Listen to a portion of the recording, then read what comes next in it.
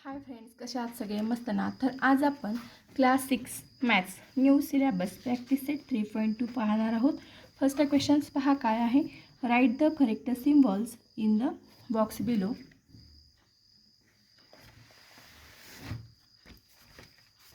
या बॉक्समध्ये correct symbols आपल्याला लिहायचे आहेत.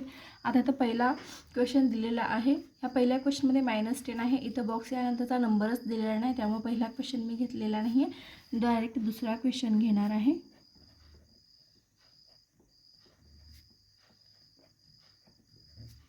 काय आहे बघा, -19 बॉक्स आहे -5.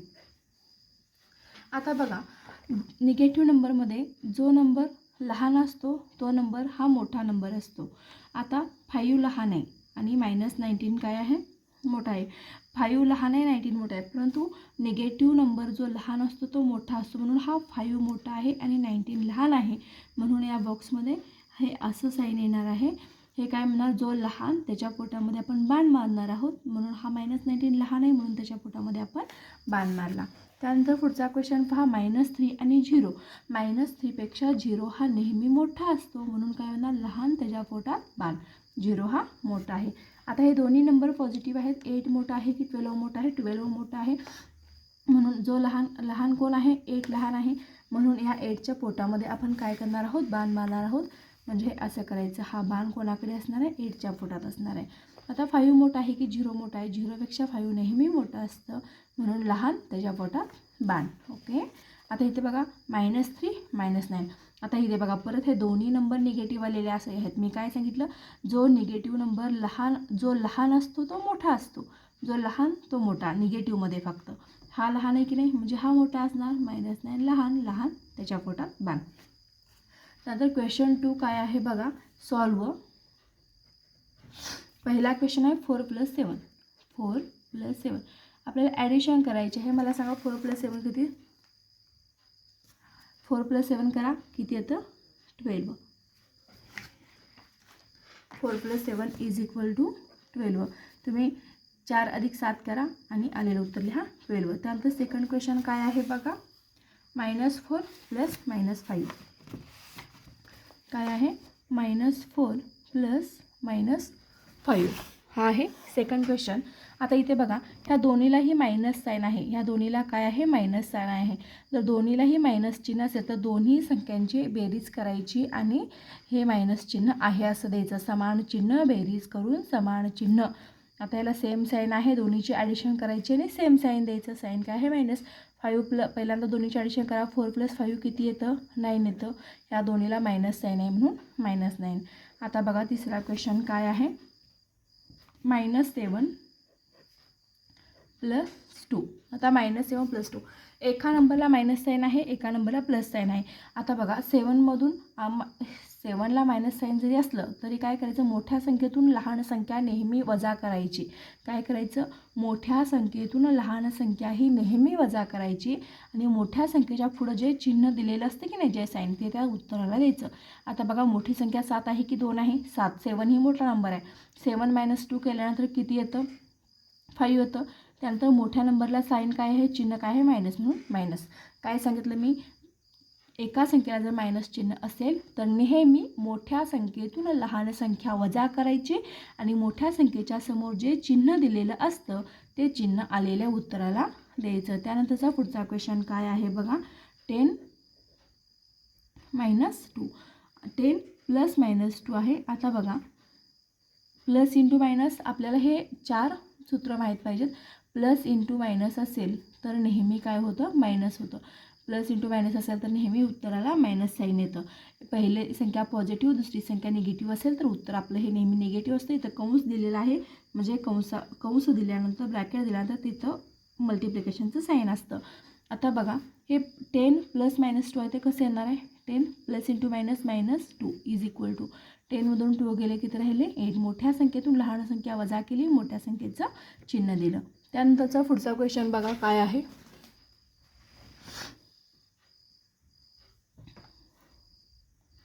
-63 + -32. आता हे बघा कसं होणार आहे, -63 ॲज इट इज लिहिलं मी, प्लस इंटू मायनस मी काय सांगितलं, प्लस इंटू मायनस असेल तर नेहमी मायनस होतं म्हणून minus sign. -32 is equal to दोन्हीलाही जर मायनस चिन्ह असेल तर दोन्हीची ॲडिशन करायची आणि आलेल्या उत्तराला मायनस चिन्ह द्यायचं. दोन्ही नंबर जर निगेटिव्ह असतील तर दोन्ही नंबरची ॲडिशन करायची आणि जे काही आन्सर येईल त्या आन्सरला निगेटिव्ह साईन द्यायचं आहे आपल्याला. इथं बघा 3 + 2 5 आणि 6 + 9 9. ह्या दोन्हीला मायनस साईन आहे म्हणून मायनस आणि -95. आता ह्या दोन्हीला मायनस साईन होती म्हणून काय केलं, दोन्ही नंबरची ॲडिशन केली आणि दोन्हीला समान साईन आहे म्हणून समान चिन्ह. समान चिन्ह बेरीज करून समान चिन्ह असा हा गुणधर्म आहे मराठीमध्ये. सेम साईन असेल तर दोन्हीची ॲडिशन करायची आणि सेम चिन्ह द्यायचं. त्यानंतरचा क्वेश्चन 6 बघा काय आहे. -71 + 71 इज इक्वल टू -71 आहे आणि प्लस इंटू प्लस प्लस 71 आहे.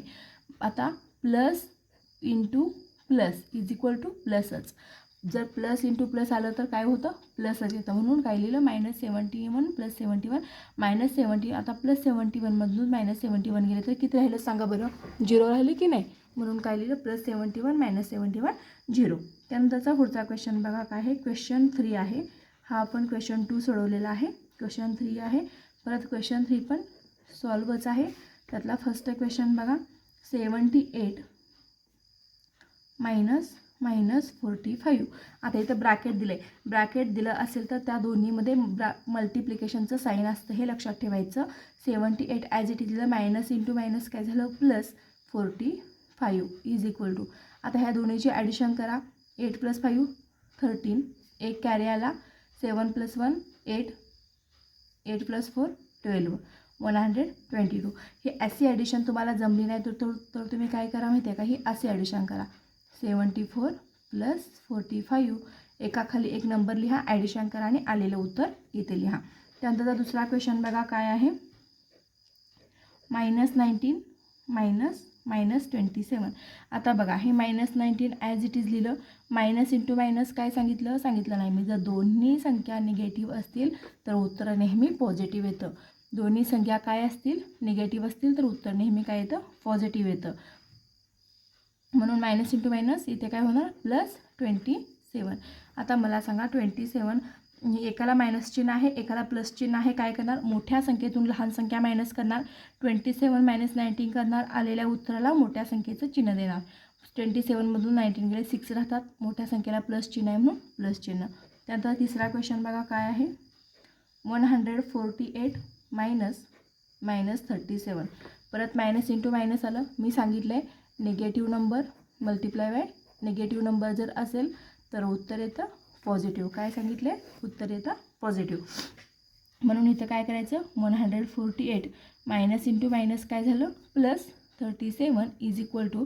आता 8 + 7 15. 1 कॅरी आला. 4 + 3 7. 7 + 1 8 आणि हे 185. काय आलं आन्सर 185. त्यानंतरचा फोर्थ क्वेश्चन बघा काय आहे. -120 -200. आता दोन्ही संख्येला जर निगेटिव्ह साईन असेल तर काय करायचं, दोन्हीची ॲडिशन करायची, आलेल्या उत्तराला निगेटिव्ह साईन द्यायची. या दोन्हीची ॲडिशन करा बघू. 200 + 120 320. या दोन्ही नंबरला निगेटिव्ह साईन आहे म्हणून निगेटिव्ह साईन. त्यानंतरचा 5th नंबरचा क्वेश्चन बघा काय आहे. -57 -48. आता इथं ब्रॅकेट दिलं म्हणजे ब्रॅकेटमध्ये आणि याच्यामध्ये दोन्हीमध्ये मल्टिप्लिकेशनचं साईन असणार आहे म्हणून काय हे -57 as it is minus into minus +48. आता मोठ्या संख्येतून लहान संख्या मायनस करायची आणि मोठ्या संख्येचं साईन द्यायचं सांगितले मी. मला सांगा 57मधून 48 गेले किती राहतात, करून सांगा.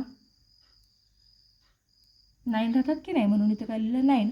मोठ्या संख्येला मायनस चिन्ह आहे म्हणून इथं काय दिलं मायनस साईन. त्यानंतरचा 6 नंबरचा क्वेश्चन पहा. -15 -24 इज इक्वल टू. हे पहिल्यांदा -15 ॲज इट इज लिहिलं आहे. मायनस इंटू मायनस आलं तर मायनस इंटू मायनस काय होतं आन्सर प्लस होतं म्हणून काय लिहिलं +24. आता मोठ्या संख्येतून लहान संख्या मायनस करा आणि आलेल्या उत्तराला मोठ्या संख्येचं चिन्ह द्या. मला सांगा आता 24मधून 15 गेले किती राहतात. असा आपल्याला बेरीज वजाबाकी जमत नसेल तर तुम्ही अशी केली तरी चालते, काही प्रॉब्लेम नाही. 24 मायनस 15 करा. 14मधून 5 घालवा, 9 उरतं. इकडे कॅरी घेतलं, 2मधून 2 गेलं 0, म्हणजे किती उरतं 9. मोठ्या संख्येला प्लस चिन्ह आहे का मायनस, प्लस, म्हणून उत्तर काय आलं +9.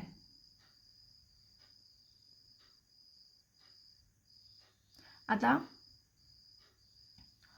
हा जो आहे आपण प्रॅक्टिस सेट 3.2 पाहिलेला आहे. अशाच पद्धतीचे व्हिडिओ जर तुम्हाला पाहायचे असतील, 6वीच्या इयत्ता 6वी मॅथ्सचं सर्व प्रॅक्टिस सेट तुम्हाला सोडवून हवे असतील तर या चॅनलला लाईक करा, या चॅनलला सबस्क्राईब करा आणि व्हिडिओला लाईक करा. जर व्हिडिओ आवडला तर तुमच्या मित्रांनाही शेअर करा.